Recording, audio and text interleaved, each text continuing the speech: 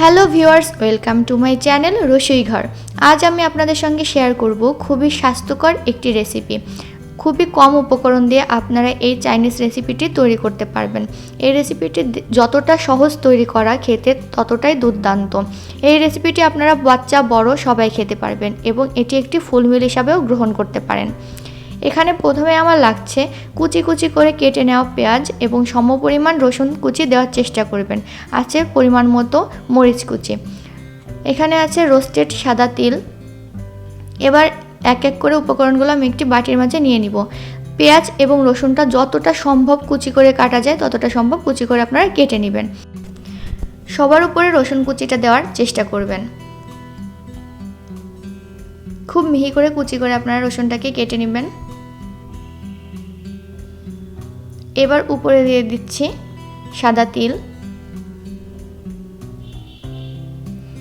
এখানে আমি খুব গরম করে সয়াবিন তেল নিয়ে নিয়েছি, আপনারা চাইলে এখানে অলিভ অয়েলও ব্যবহার করতে পারেন। এবার একটি চামচের সাহায্যে একটু একটু করে এখানে তেলটা অ্যাড করবেন। রসুনের উপর যখন আপনারা গরম তেল দিবেন তখন খুব সুন্দর একটি স্মেল আপনারা পাবেন। এই প্রসেসটা করার জন্য রসুনটাকে সবার উপরে দিয়ে দিবেন বাটিতে। এখানে আমি পরিমাণে একটু বেশি তেল ব্যবহার করেছি, আপনারা চাইলে তেলটাকে কমিয়েও দিতে পারবেন। এবার দিয়ে দিচ্ছি সয়া সস। সয়া সস আপনি আপনাদের পছন্দ অনুযায়ী দিয়ে দিবেন। আমি এখানে মাঝারি সাইজের 2 চামচ পরিমাণ দিয়ে দিচ্ছি।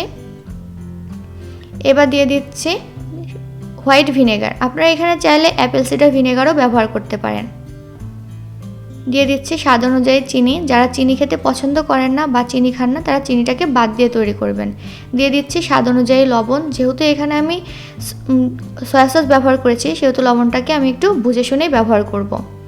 এবার সব উপাদানগুলোকে ভালোভাবে মিশিয়ে নিব। চিনি আর লবণ যতক্ষণ না গলে যাবে ততক্ষণ পর্যন্ত আপনারা এই মিশ্রণটাকে ভালোভাবে নাড়াচাড়া করে মিশিয়ে নেবেন।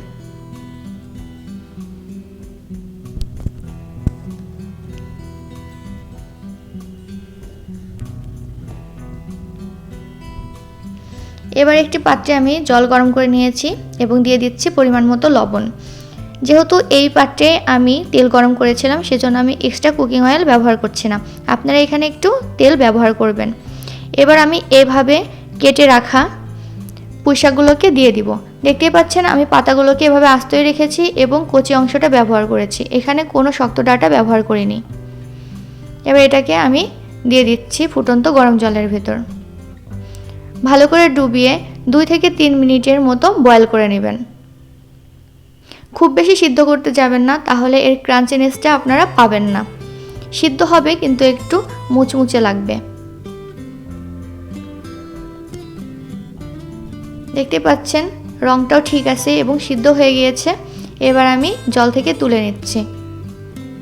আপনারা চাইলে এমন পরিমাণ জল ব্যবহার করবেন যাতে এক্সট্রা কোনো জল না থাকে। আমার জল দেওয়াটা একটু বেশি হয়ে গিয়েছিল।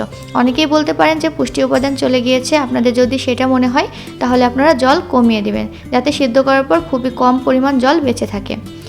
এবার আমি বরফ ঠান্ডা জলে ভালোভাবে এটাকে ঠান্ডা করে নিয়েছি এবং হাত দিয়ে চেপে চেপে, আমি যেভাবে ভিডিওতে দেখাচ্ছি এভাবে চেপে চেপে অন্য একটি বাটিতে রাখবেন।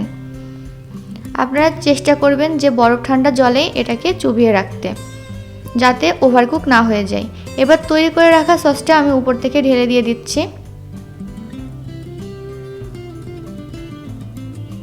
এবার ভালো করে আমি চামচের সাহায্যে মাখিয়ে নিচ্ছি। দেখতেই পাচ্ছেন কতটা সহজভাবে এই রেসিপিটা তৈরি করা যায় এবং খেতে কেমন সেটা অবশ্যই আপনারা কমেন্ট বক্সে জানাবেন। খুব ভালোভাবে মাখিয়ে নেবেন।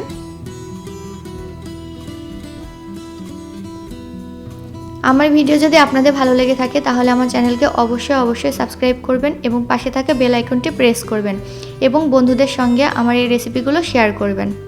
এই রেসিপিটি যারা ডায়েট করেন তারা একটু তেল কম দিয়ে রাতের ফুল মিল হিসাবে খেতে পারেন। রেসিপিটি খুবই স্বাস্থ্যকর এবং যেসব বাচ্চারা শাক খেতে পছন্দ করে না তাদেরকেও আপনারা এই রেসিপিটি করে খাওয়াতে পারবেন। আমার ভিডিওটি দেখার জন্য আপনাদেরকে অসংখ্য ধন্যবাদ।